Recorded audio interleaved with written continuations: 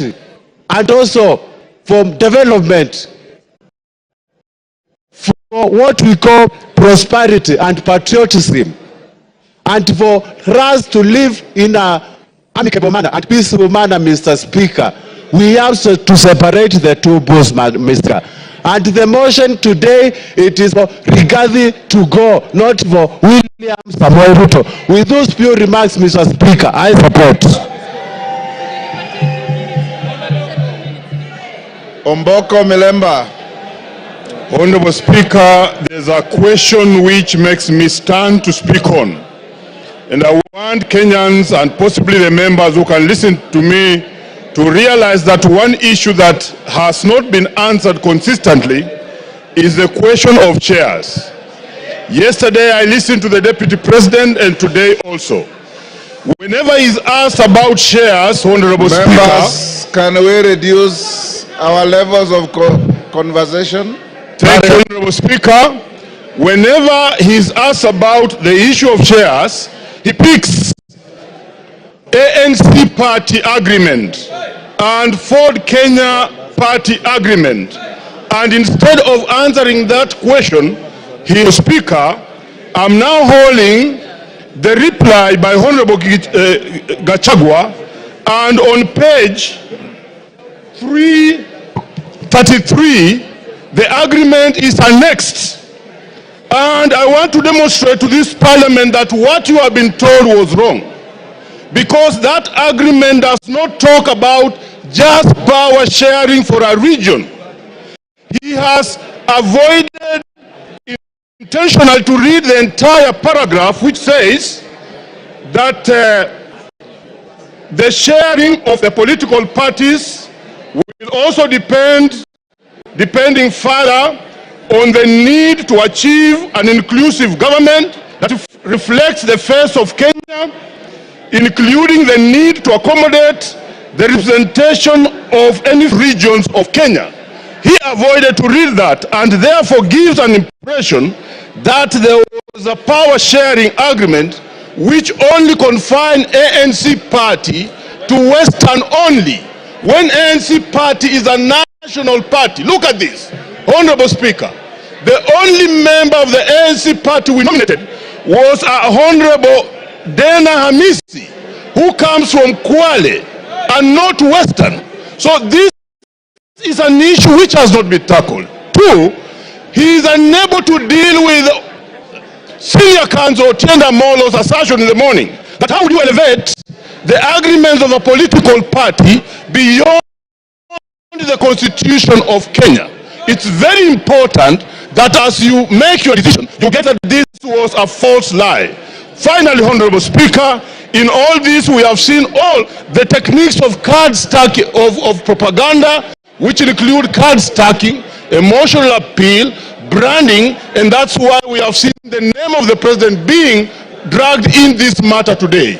I think the motion on the floor is for the makanga, is not for the driver. Thank you, Honorable Speaker. I support. I have been advised by the mover that Lilian Kogo will take 2 minutes and Kaluma 8 minutes instead of 10. Lilian Kogo. I thank you so much, Honorable Speaker, and I want to thank all the members who have contributed to this motion. I rise to support. I had not given my voice to it, but Honorable Speaker, as you were speaking earlier, Honorable Speaker, I believe the Honorable Deputy President of the Republic of Kenya was following the proceedings of this House.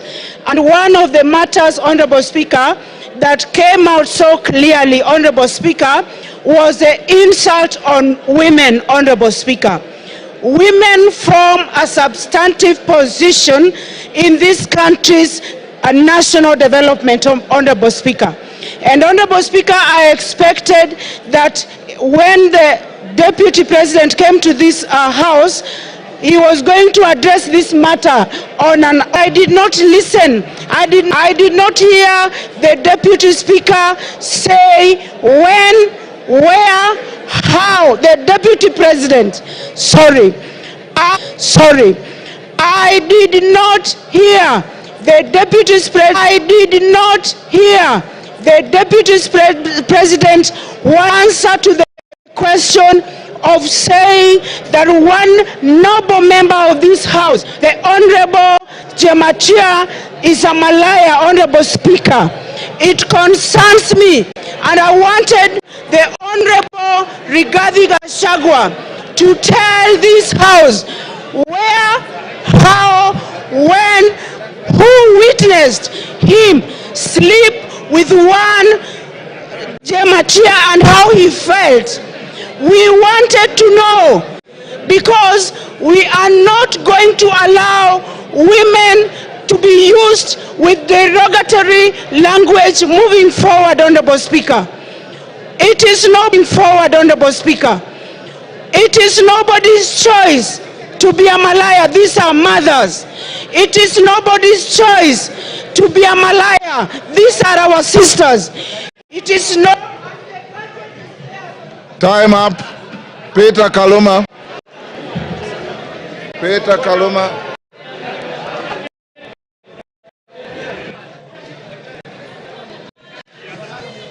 Peter Kaluma. Honorable members. I thank you.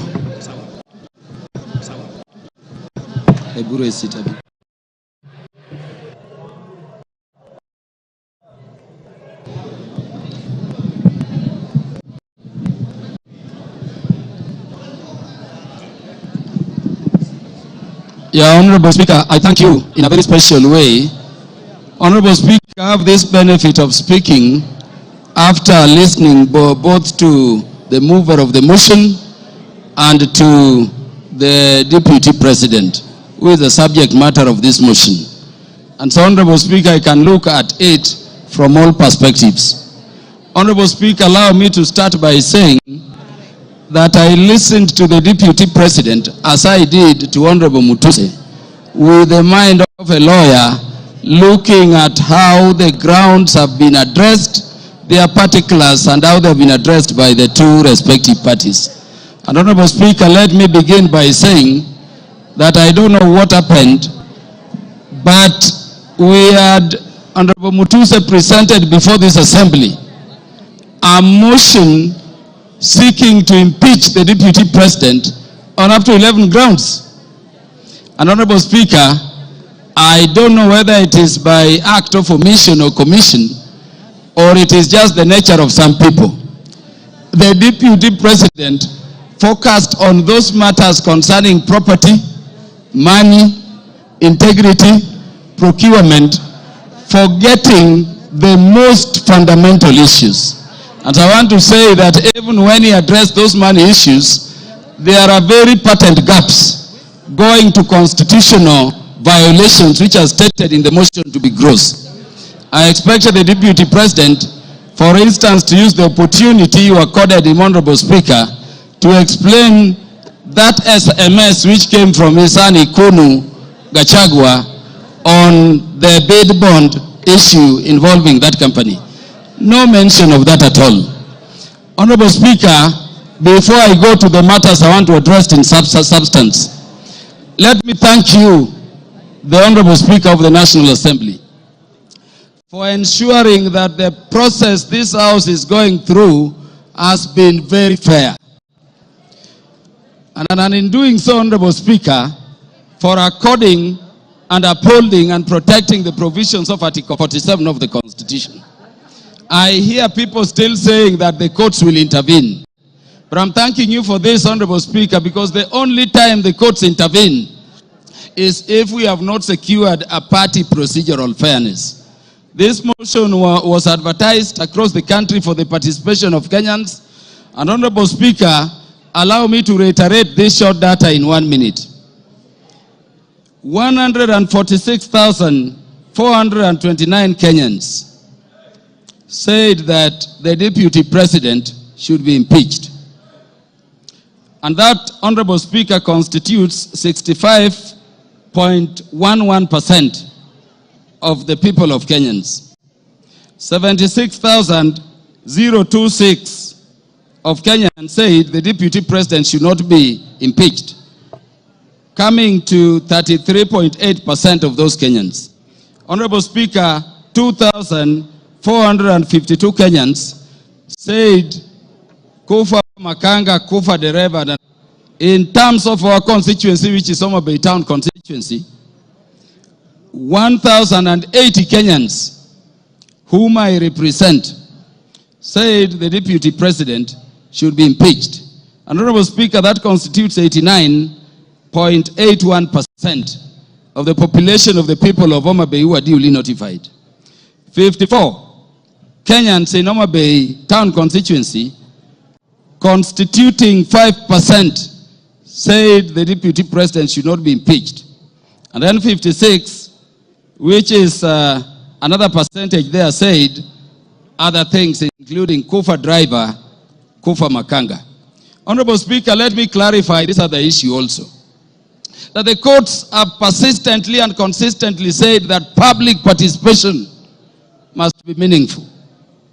If public participation should be meaningful, and Honorable Speaker, you made it so open, at the county headquarters involving all constituencies, and then all constituency offices remained open on that day, and you notified it to the public, Honorable Speaker, following that order of court, then really, there is nothing much for us to continue debating here. If public participation is to be meaningful, then the Kenyans have spoken, and as their representatives, we can only give meaning to what they say during public participation by securing what they have said, which is that the deputy president should be impeached. Honorable Speaker, because I'm running fast, let me say that this constitution has been termed a living document. And Honorable Speaker, if you look at ground one, people take it lightly. But Honorable Speaker, the idea of the unity of our nation has been the one thing which has been disturbing the people of Kenya in terms of being a nation for very long. Honorable Speaker, allow me to read the preamble of the Constitution. And this is what it says. We, the people of Kenya, proud of our ethnic, cultural, indivisible, sovereign nation. When the Kenyan democratic state, founded on the national values and principles of governance under Article 10 of the Constitution. And Honorable Speaker, people have said so many things about this Constitution. But let me say today, before this House, Honorable Speaker, that Article 10 of the Constitution, if this spirit has a soul, if this Constitution has a spirit, then you can only find it in Article 10 of the Constitution. At Article 10, Sub-Article 2, those national values which were identified by the people of Kenya during constitution making as the things which Kenya needs to address are the following, Honorable Speaker. Patriotism, national unity, sharing and devolution of power, the rule of law, democracy and participation of the people, human dignity, equity, social justice, inclusiveness, equality, human rights, non-discrimination, and protection of the marginalized. Honorable Speaker, at the very heart of a nation is equal ownership and equal sharing in the resources of the nation. It cannot be therefore, Honorable Speaker, that a state officer at the level of the deputy president is singing to other Kenyans how they are shareholders and they don't belong to this country. And Honorable Speaker, it saddens me that having given him the opportunity, the deputy president did not proffer a defense, the deputy president did not offer an apology, but the deputy president said other people are also doing it. Honorable Speaker, let me say an impeachment motion proceeds in personam. It proceeds against a specific person. You may say Kufa Dereva, Kufa Makanga. Give him 1 minute to wind up. Wind up, Kaluma. Thank you. Honorable Speaker, it does not matter. This motion we have is against a person. You cannot have a motion for impeachment against Kaluma and somebody. Those who are saying Kufa driver, Kufa Makamba, bring the driver and we will also consider it on the merit. And on account of that, Honorable Speaker, this person must go. Honorable Speaker, in the few seconds remaining, let people say